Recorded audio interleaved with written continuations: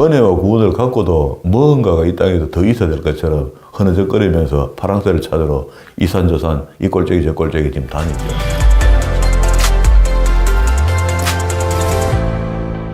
오늘도 하나님께서 저와 여러분을 주시는 말씀은 고린도 후서 6장 1절 이하의 말씀을 통하여 바울의 사역의 정신을 보라 하신다는 말씀의 제목으로 하나님의 말씀이 선포될 때에 하나님의 목적, 하나님의 계획, 하나님의 뜻이 잘 들려져서 그 말씀에 순종할 때 주시는 참복을 마음껏 누리시는 저와 여러분 되기를 주의 이름으로 축원합니다. 지난 시간부터 우리는 바울의 사역의 정신을 배우고 있는데요. 고린도 후서에서 바울이 지금 하나님 앞에 사역하고 있는 정신이 있다. 그걸 7가지로 설명을 하는데요. 첫 번째 2장 14절부터 나는 그리스도의 향기를 전하고 있다. 그게 사역의 확신이다. 내가 이건 정말 확신을 갖고 내가 전하는 것이다. 그리고 내 사역의 입증은 그리스도의 편지다. 이렇게 하면서 3장 2절에 보면은요, 너희가 우리의 편지라. 이렇게 자신들이 전했던 복음의 말씀을 듣고 변화된 삶을 살아가는 것을 보면서 그건 내 편지다. 하나님께 보내는 편지다. 이렇게 표현해요. 우리도 역시 그렇겠죠. 우리가 어디에 전도했는데, 복음을 전했는데, 복음을 전해받은 사람이 다른 사람에게 증거가 되겠죠. 참빛교회가 말씀 중심으로 해보자 하고 열심히 지금까지 했는데, 그 결과, 의의 열매가 하나도 없으면 죄가 이상하게 되는 거죠. 죄가 이상하게 되는 겁니다. 실컷 애쓰고 힘썼더니 결과가 이상한 열매만 맺었다면 잘못된 거죠. 그런 게 아니고 여러분 속에 이미 복음의 열매가, 의의 열매가 맺혀졌다. 이렇게 되는 것은 그게 일종의 자랑이 되는 거잖아요. 그게 그리스도의 편지가 되는 것이다. 6절부터는 이 사역의 근거는 3장 6절에 그렇게 얘기합니다. 저가 또 우리로 새 언약의 일꾼이 되기에 만족해 하셨으니 이렇게 했습니다. 우리는 성경대로 본다면은 새 언약의 약속이 에레미야 31장, 에스겔서 36장에 반드시 기록되어 있습니다. 이게 물로 씻어 깨끗게 하고 경화된 마음이고 부드러운 마음을 주사. 그렇게 해서 다시 새 언약을 주는데 그 새 언약의 예고가 그렇게 되어 있고 실질적으로 오셔서는 예수님께서 산상수훈을 통해서 우리에게 다 설명했죠. 율법을 복음으로 재해석해 준 겁니다. 그래서 우리가 헷갈릴 게 하나도 없습니다. 율법이 어떻니, 복음이 어떻니 이런 거 할 거 없죠. 바울도 이렇게 알고 전했거든요. 그런데 우리가 지금 알고 있는 게 문제가 있나요? 전혀 없습니다. 이게 성경대로 우리가 믿는 거죠. 그래서 그 밑에 쭉 내려가면 그 이야기를 이렇게 표현해 놨어요. 좀 어렵죠. 14절에 가면 그러나 저희 마음이 완고하여 오늘까지 구약을 읽을 때 수건을 오히려 벗지 않았다. 새 언약의 복음을 이해하지 않았다 이런 말이거든요. 성경을 읽을 때 좀 맑은 마음으로 깨끗한 마음으로 그리스도의 복음에 돋보기를 얹어놓고 보면 되는데 그렇게 안 봤다. 그러니까 성경이 구약은 구약대로 보고 신약은 신약대로 어렵다는 겁니다. 그러면서 그 수건은 그리스도 안에서 없어질 것이라. 오늘까지 모세의 글을 읽을 때에 수건이 오히려 그 마음을 덮었다. 구약의 말씀을 읽을 때 말입니다. 토라오경을 읽을 때.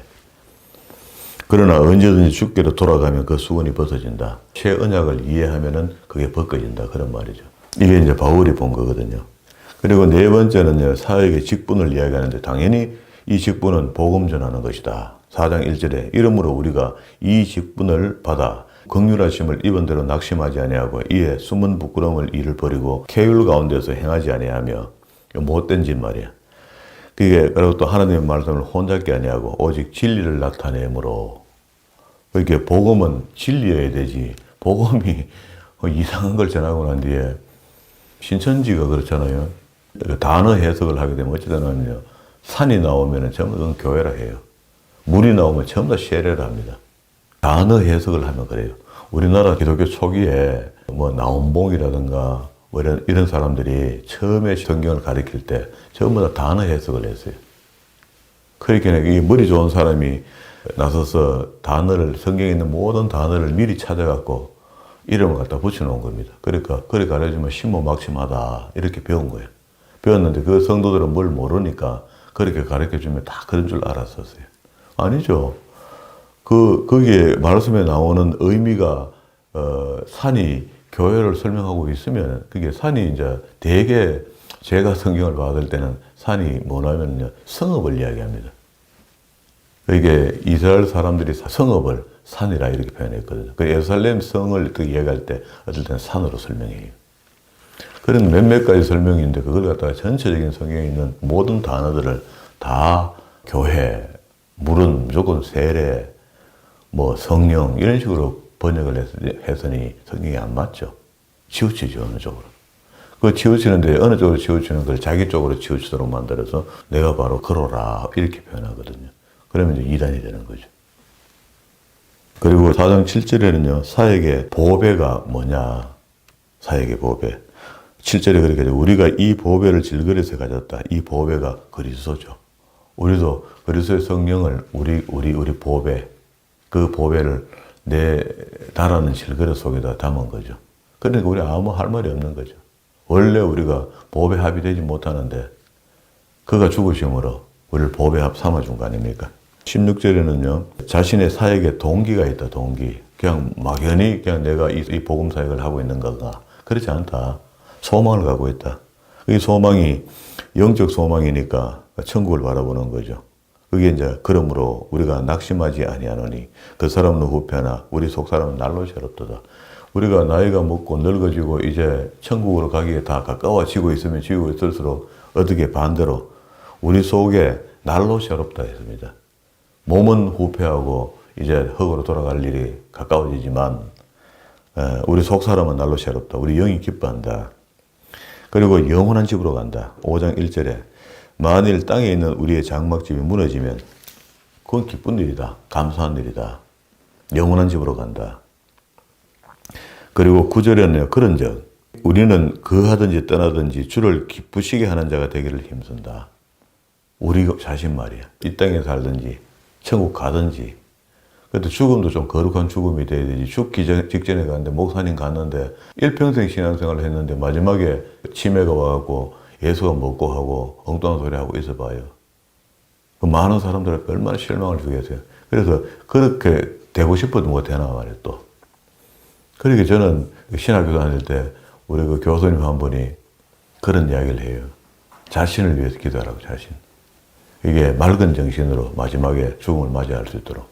그거는, 야, 그때는 좀 생뚱맞더라고요. 그런데 시간이 흐르면서, 야, 그거 진짜 맞는 말이다. 진짜 준비해야 될 기도다. 기도라는 게 뭐 딴 게 있나요? 우리는 기도하니까 잘 먹고 잘 사는 거 자꾸 기도해서 그렇지. 사실은 그런 것들을 기도해서 내가 마지막 죽음이 하나님께 영광이 되도록 살아가는 거, 그거 좋은 거거든요. 그렇게 살면 좋겠다. 기쁘시게 하는 자가 되기 힘쓴다. 바울은 그렇게 했다는. 그리고 하나님의 사랑이 14절에 그리스도의 사랑이 우리를 강권하시는도다. 우리가 생각한데 한 사람이 이 모든 사람을 대신하여 죽었은즉 모든 사람이 죽은 것이라. 그래 가만히 생각해 보니 그렇더라는 거라. 이거는 하나님 말씀이 아니죠. 그게 바울이 입에서 가만히 생각해 보니까 나왔다 이 말이 그죠. 저가 모든 사람을 15절에 사람을 대신하여 죽으심은 산자로 하여금 다시 저희 자신을 위하여 살지 않고 오직 저희 대신하여 죽었다가 다시 사신 자를 누굽니까? 예수님이죠. 위하여 살게 하려 함이라 이렇게 했습니다. 그가 먼저 우리의 목숨을 대신해서 죽어주셨다. 그러니까 그렇게 살은 우리가 이렇게 살자 이 말입니다. 그를 위해 살자.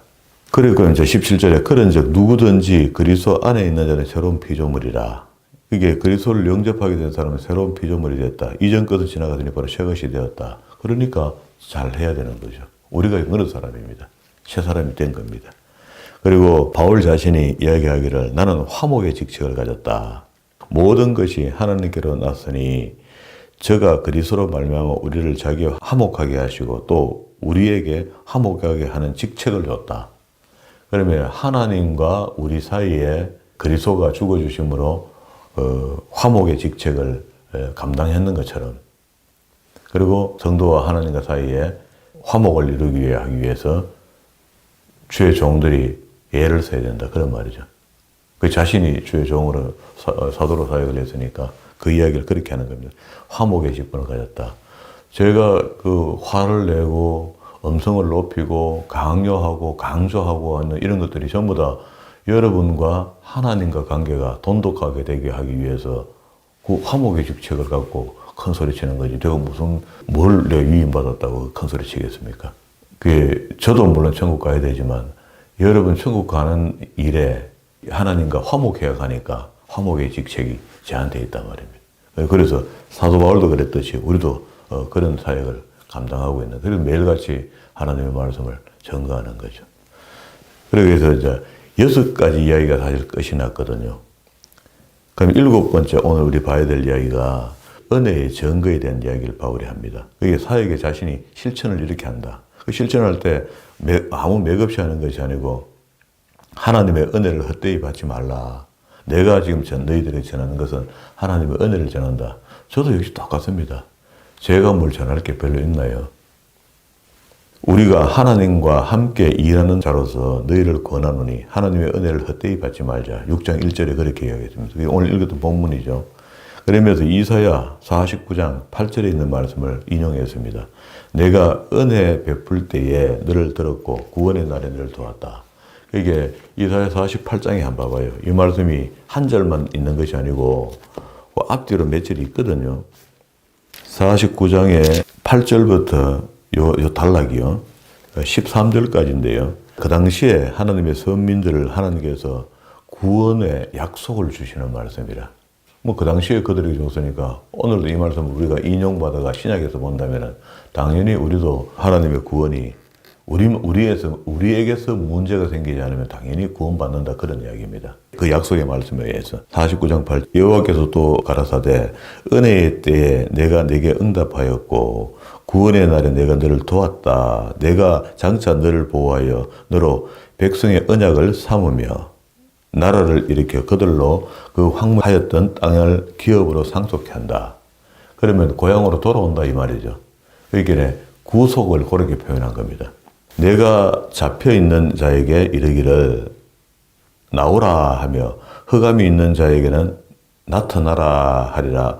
그들이 길에서 먹겠고 모든 자산에도 그들의 풀밭이 있을 것인즉 그들이 줄이거나 목마르지 아니할 것이며 더위와 볕이 그들을 상하지 아니하리니 이는 그들을 긍휼히 여기는 자가 그들을 이끌되 샘물 근원으로 인도할 것임이라. 그런데 이걸 신약식으로 표현하면 샘물 근원이 예수 그리스도가 되는 거죠. 반석의 물.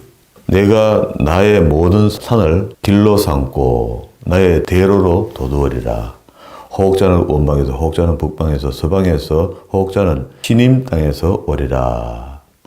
이 시님 땅에서 오리라 했는데 결국 구원받을 사람들이 온 그 만국에 있잖아요. 만국에 있는데 그래서 원방에서 오는데 어떤 자들은 북방에서, 어떤 자들은 서방에서, 그래 흩어져 있던 이스라엘 백성들, 구원받을 백성들이 돌아오는 것을 지근해서 이렇게 했습니다. 시님이라는 땅이 카이폰이라는 이름으로 베이징에서 얼마 아주 가깝대요. 가까운 땅에 시님이라는 이름을 갖고 있대요. 옛날 이름을 갖고 있대요. 그 땅이 있답니다. 거기에도 유대인들이 있대요. 그러니까 유대교가 옛날부터 내려오는, 뭐 중국이 땅이 넓으니까 얼마나 그 종교가 많겠어요. 그 중에 내려오는 게 있는 거라. 지금도. 거기 사는 사람들은 디아스포라가 되었을 때 DNA 조사로 유대인으로 인정되고 그 사람들은 전부 다 이스라엘 사람이 돼가 있어요. 그래서 그 시님에 살던 후손들이, 유대인 후손들이 이제 돌아갔잖아요. 돌아갔으니까 중국 사람으로 살다가 그 이스라엘 사람으로 사니까 힘들잖아요. 그러니까 1년에 한 6개월 정도는 이스라엘 살고 6개월 정도는 다시 자기 시님 땅에 돌아와서 산대요. 지금도 왔다 갔다 하면서 산대요. 이 성경이 다 이루어진 거죠. 시님 땅에 소리라. 그래서 하나님의 택한 백성들은 언제든지 하나님께서 어느 곳에 있든지 다 불러서 구원하신다. 그런 말입니다. 하늘이여 노래하라. 땅에 기뻐하라. 산들이여 즐거이 노래하라. 여호와가 그 백성을 위로하여선즉 그 고난당한 자를 긍휼히 여길 것임이라. 자, 이렇게 하니까 여기서는 이제 우리도 역시 신임 땅에 있는 유대인들뿐만 아니고 영적으로 택함받은 우리도 역시 한 번 택함받은 사람은 결국 천국 간다. 자, 그런 이야기 되는 거죠. 그게 이제 복음화가 돼서 다시 바울이 이제 그걸 인용한 겁니다. 이제 내가 은혜를 베풀어 본문으로 봤습니다. 너를 듣고 구원의 날을 늘 도왔다. 그게 하나님께서 이렇게 하신다는 거죠. 하였으니 보라 지금 은혜 받을 만한 때요. 보라 지금은 구원의 날이로다. 그러니까 이 구원의 날이라 하고 은혜 받는 날은 지금이지 내일 아닙니다. 내일 내가 은혜 받지 뭐 내일 내가 구원 받지 이런 거 없습니다. 오늘 지금입니다. 오늘 새벽 시간에 이 말씀이 내게 나를 일깨우면 이때부터 내가 확신이 더 생기는 거죠. 내가 구원 받는 것 뻔히 알고 있긴 있는데 뭐 자꾸 예배해가 마겠노. 뭐 처지고 늘어지고 처지고 늘어지고 이렇게 살면은 계속 처지고 늘어지고 더 마귀 좋은 일 시키는 겁니다. 그런데 그 끈을 바짝 당기는 거죠. 하나님과 나 사이에 있는 줄을 바짝 당겨서 보라 지금은 은혜 받을 만한 때요.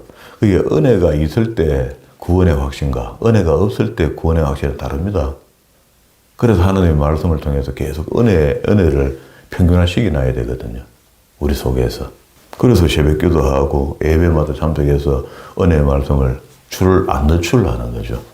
우리가 이 직책이 해방을 받지 않게 하려고 무엇이든지 아무에게라도 끄리끼지 않게 하고 오직 모든 일에 하나님의 일꾼으로서 자천하여 그래서 이 복음 전하는 일 때문에 그렇게 먼저 여러분들도 구원받았고 은혜 받아 구원을 받았으니까 그걸 내 혼자만 누리는 것이 아니고 내가 받은 은혜와 구원을 나누어야 되는 거죠. 나누는데 바울은 그렇게 얘기했습니다. 자신이 이 직책 이렇게 했는데 해방을 받지 않게 하려고 무엇이든지 아무에게도 끄리끼지 않게 하고 오직 모든 일에 하나님의 일꾼으로 자천하여 그렇게 하나님이 일꾼이라 이렇게 안 해줘서 우리가 그런 은혜와 구원의 확신이 있으면은 이미 전도자가 된 겁니다.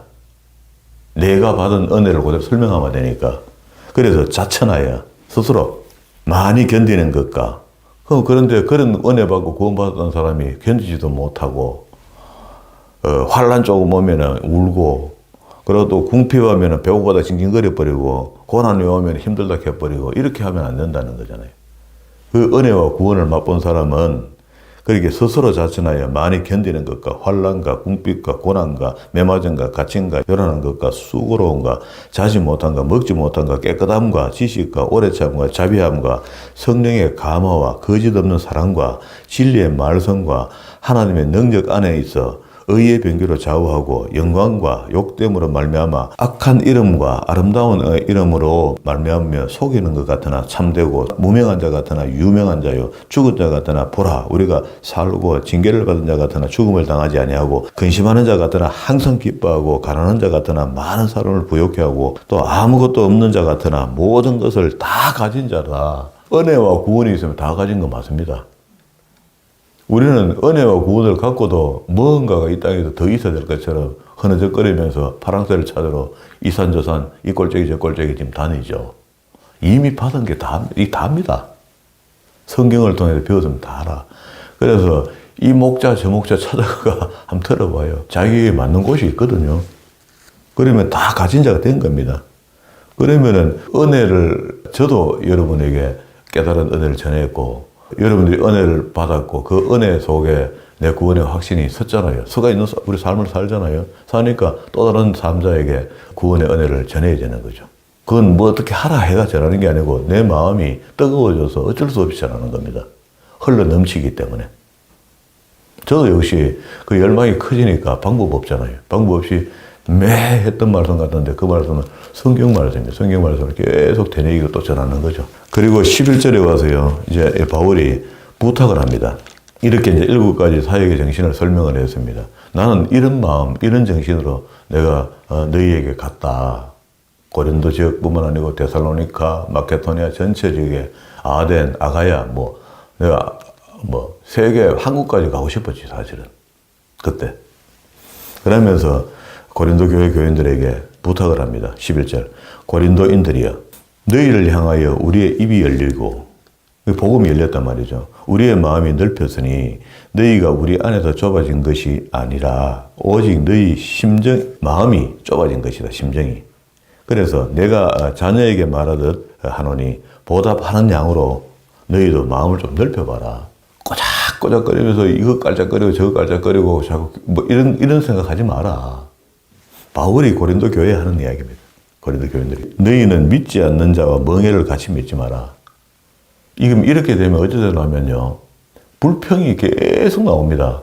믿지 않는 자가 교회를 어떻게 이해합니까? 믿지 않는 자가 목사를 어떻게 이해합니까?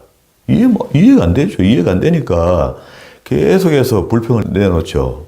멍에를 같이 매면 그렇다고. 의와 불법이 어찌 함께, 이건 택도 없다. 이건 안 된다는 이야기를 이렇게 합니다. 의와 불법이 어찌 함께하며 빛과 어둠이 어찌 사귀며 그리스도와 베리알인데 원어를 지켜가면 그래요. 베리알 가만 고개 지켜가면 마귀 새끼야. 베리알이 어찌 조화가 되며 믿는 자가 믿지 않는 자가 어찌 상관하며. 그래도 우리 믿지 않는 자가 믿는 자가 믿지 않는 자가 돈이 많으면 그 굽히고 들어가고 이렇게 하죠. 하나님의 성전과 우상이 어찌 일치가 되리요. 우리는 살아계신 하나님의 성전이라. 제발 좀 자신을 좀 알자. 우리가 거룩한 성전을 자처하고 있잖아요. 성령 하나님께서 매일 우리를 인도한다는데 하루 종일 살면서 하나님의 성령의 음성을 한마디도 안 듣고 내 주장대로 살고 그 이웃이 이야기하는 대로 그거 따라가며 살고 믿지 않는 자들의 생각이 더 맞닥하며 박수치며 따라가고 이렇게 살아가고는 승리라는 건 없죠. 매일 고달프죠. 그러니까 구원은 콧등에 내 손에 집 잡힌 것 같은데 은혜를 받고 구원은 내 손에 잡혔고 된 것 같은데 걱정거리가 일색이야. 하루 종일 걱정하는 거라. 이 걱정, 저 걱정, 이 걱정, 저 걱정. 이게 이와 같이 하나님께서 가라사대 에레미야 26장 12절의 말씀을 인용했습니다. 내가 저희 가운데 거하며 두루 행하여 나는 저희 하나님이 되고 저희는 내 백성이 되리라. 하나님께서 이렇게 말씀하셨는데 우리는 스스로 은혜 받고 구원 받았다라고 어느 날은 되는데 어느 날은 가면 안 되는 거라. 왔다 갔다 안 되는 거야, 생각이. 그래서 우리가 예배를 늦추면은요, 예배를 빠뜨리고 예배를 늦추면 틀림없이 탈납니다. 원래 시험이 오면은요, 그게 앞서거니 뒤서거니 하는데 자기 스스로 시험 받아 자기 스스로 어려워져 나놓고는 결국은 목사 설교 뭐 한다 소리가 나와버리는 거예요. 반대로 그래 나옵니다. 거기 설교 듣기 싫고 예배가 싫고 이러면서 교회하고 자꾸 멀어져 버리거든요. 그런데 감정이 상하면 그 사람 말 듣기 싫습니다. 인간적으로도 그래요. 그런데 목사가 성도하고 인간적으로 잘 뻐근날 일이 별로 없거든요. 왜 그 목사가 뻐근나도록 말하겠어요? 근데 본인이 이미 시험 들기 시작하면 그게 뻐근나게 느낍니다. 이상하게 느끼는 거라. 바로 느끼지 않는 거라. 그러니까 11절부터 여기까지 내려왔습니다. 그런즉 주께서 말씀하시기를 너희는 저희 중에서 나와서 따로 있고 부정한 것을 만지지 말라. 너희는 이제 구원받은 자들은 구원받지 않는 자들과 함께 그러니까 불평하는 자들과 함께 시험받은 자들과 함께 그런 말입니다. 그치? 그러면 부정한 것을 만지지 말라. 내가 너희를 영접하여 너희에게 아버지가 되고 너희는 내게 자녀가 되리라. 전능하신 주의 말씀이니라 하셨느니라. 이 말씀을 들으면 우리가 떡꿈하잖아요. 이럴 때가 있었으니까. 그냥 그런즉 사랑하는 자들아. 그래서 바울이 권면합니다.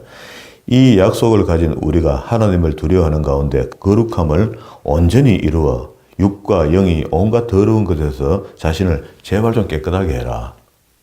그게 그런 어떤 유혹에 빠져서 동무하고 함께하고 말을 섞기 시작하면요. 계속 내 영혼이 더러워지는 겁니다.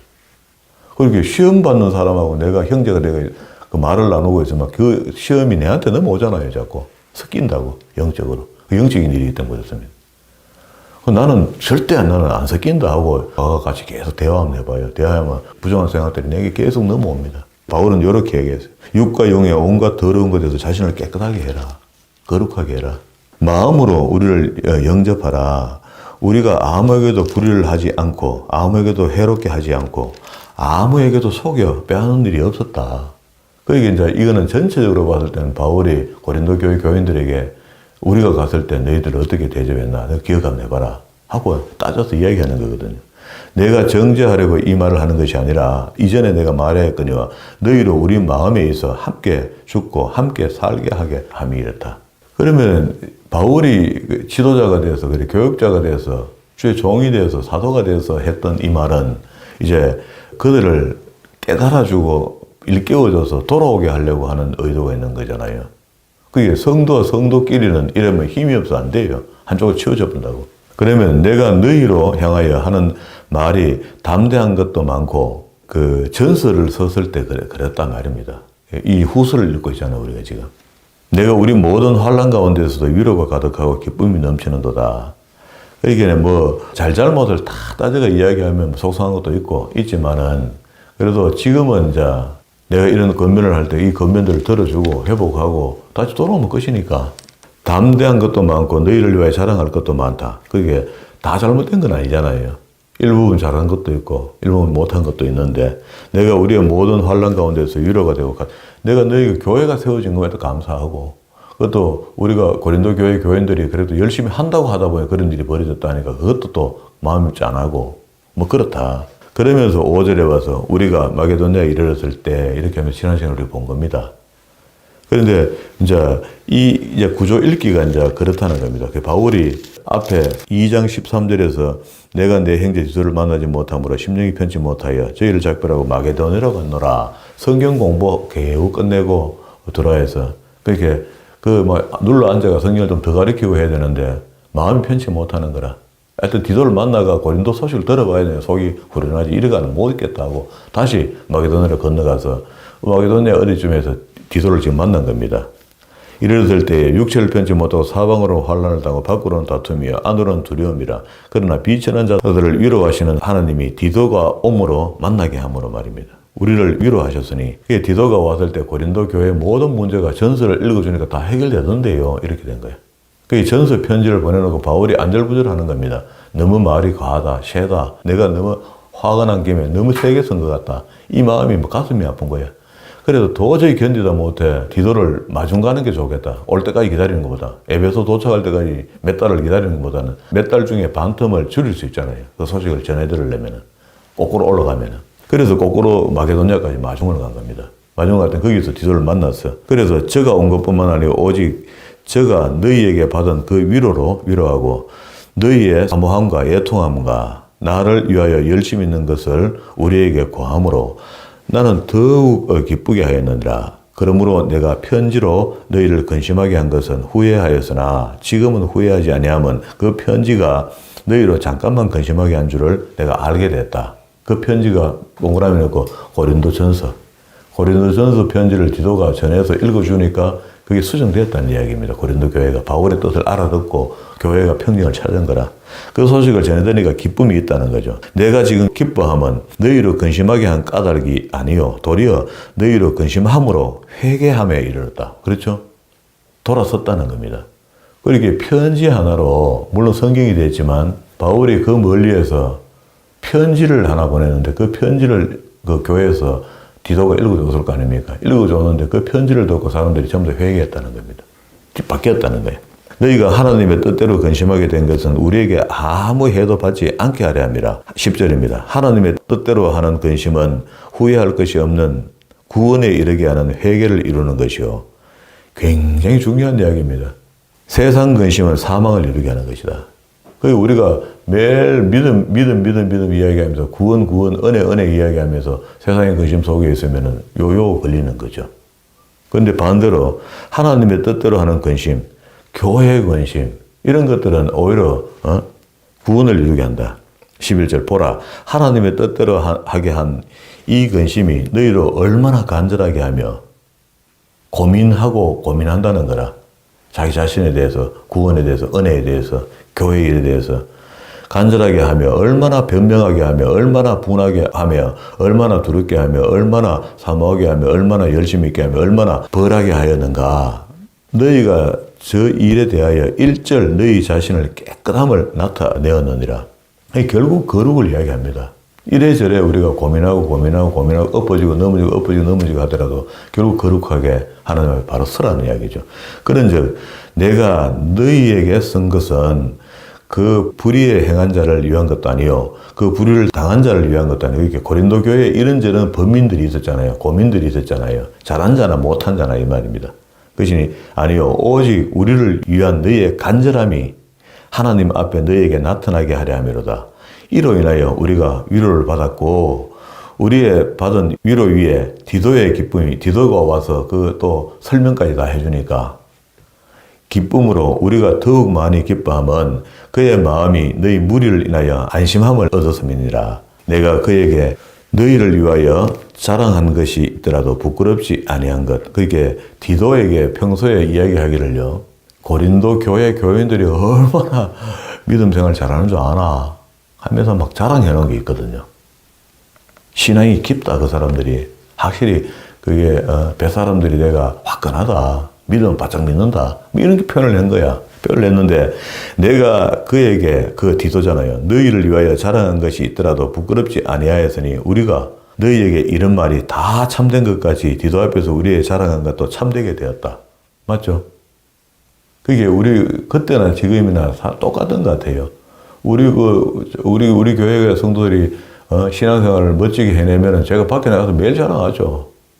자랑하는데 그 중에 자랑받은 우리 그 동료 목회자가 설교한다고 교회 한번 왔더니 처음부터 설교하는데 자고 있어. 이 목사 참, 이 사람 웃긴 사람이지. 거짓말했네. 아이고, 눈이 초롱초롱해갖고 막, 말씀마다 구빈마다 막, 눈에 은혜가 쫄쫄 넘쳐 흐르고 말이야. 막, 목사님 봐도 막, 교회가, 본교회로, 자기 교회로 돌아가기 싫어. 이런 교회 성도들하고 말이야. 나는 사귐이 있고, 목회 한번 해봤으면 좋겠다는 마음이 막 넘쳐 흘러봐요. 야, 이 목사 했던 말이 다 맞구나. 이 말씀 가르치면 되는 거 맞는 모양이다. 나도 돌아가서 요절만 설교할 것이 아니고 전체를 다 가르쳐야 되겠다 하고 막 작정하고 돌아가야 되는데 우리가 지금 비리비리 그래 보면 아무도 자랑이 안 됩니다. 이게 지금 바울이 그런 말이에요. 인간이거든요. 그때는 지금 똑같잖아요. 5장 6볼 똑같이 가지고 있는데 저가 너희 모든 사람들이 두려워하고 떨므로 자기를 영접하여 순종한 것을 생각하고 너희를 향하여 그의 심정이 더욱 기뻤으니 내가 너희를 인하여 범사에 담대한 거로 기뻐한다. 이게 이제 바울이 이 소식을 디도에게 듣고 너무너무 기뻐서 편지를 이제 여기까지 이제 다시 쓰면서 여기까지 쓴 내려온 겁니다. 이유를 설명한 거야. 그래서 디도에게 다시 가라 하고 지난번 전서 16장에서 우리 예루살렘 교회가 힘들어졌으니까 도업자 했는데 그때 형제 사랑 아니가 그걸 실행해라 빨리 하고 연보에 대해서 아주 이것도 오해가 되지 않도록 다시 설명을 자자히 합니다. 연보와 헌금과 또 헌금할 때는 어떤 자세로 해야 될 것이며 이런 거를 전부 다 설명을 해요. 여기. 그러면 이제 이렇게 이제 배경을 좀 이해하고 이제 읽어보면 성경이 좀 그래도 단어가 어려 보이죠. 구절이 보이는 거죠. 오늘 여기까지 정리했습니다. 그러면 이제 다음 시간에 8장부터 연보에 대해서 이야기하는데 요거는 이제 앞에 전서 16장 1절, 2절, 3절 그 앞에 연결돼서 요 이야기가 연결돼 있을 수밖에 없잖아요. 그러나 이 편지를 쓸 때 1장부터 여기까지 같이 쓰고 있다. 그런데 이 편지를 한 권으로 보는 사람도 있고 후서를 두 권으로 보는 사람도 있다. 그러니까 뭐 편지가 엎어졌든 뒤집어졌든 두 개건 한 개건 이건 상관없습니다. 상관없고 바울의 말이 오늘 우리 아침에 전해지잖아요. 그럼 됐죠. 바로 성경을 바로 읽는 겁니다. 아, 이런 혼돈이 있다고 학자들이 생각하는구나 하는 것만 우리가 이해하고 있고 남들이 뭐 물으면 그렇다 하더라 하면 되거든요. 따질 필요 없습니다. 이거. 성경이 앞으로 갔다 뒤로 갔다 이런 게 상관없거든요.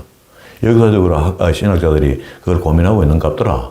그러나 뭐 그게 무슨 문제고 지금 바울은 지금 고린도 교회가 수정되고 고쳐지는 게 있는 감사해서 앞에 감사의 글이 있고 뒤에는 16장에서 연결해서 연보했던 그 문제 마무리하자 하고 또 연보하자고 그냥 던져놔서니까 연보에 대해서 헌금에 대해서 오해가 또 바울은 어떻다라니 캐다 막 곤란하니까 거기서 상세히 설명해 주는 겁니다.